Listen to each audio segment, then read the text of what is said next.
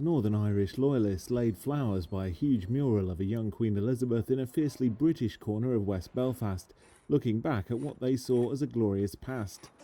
Really, really sad. It's like as if you've lost your granny or somebody belonging to you. A few hundred metres away, across steel and concrete peace walls, many Irish nationalists reacted to her death with indifference or polite sympathy. Elizabeth was Queen for 70 of Northern Ireland's 100 years of history and for all of 3 decades of the Troubles, in which more than 3,000 died in sectarian fighting. Loyalists who want to keep the region under British rule remain among the royal family's most devoted subjects.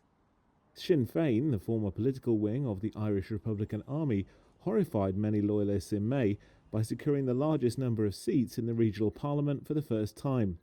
The party said a referendum on letting Northern Ireland join a united Irish state should be held within a decade. Doug Beattie is leader of the second largest unionist party, the Ulster Unionists.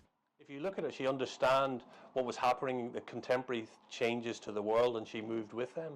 And I think Charles has the ability to do that as well. So in every corner of the kingdom, he's going to have a very particular issue that he's going to have to deal with. Of course, here in Northern Ireland, it's very acute because we come from a divided society. A potent symbol of the Union, the Queen in her later years became a major force for reconciliation with its Irish nationalist foes. Her state visit to Ireland in 2011 was the first by a monarch in almost a century of independence. Irish nationalist columnist Brian Feeney. Her visit then was a major watershed, particularly when she went to Garden of Remembrance and led a wreath to the men who actually rebelled against her grandfather in 1916.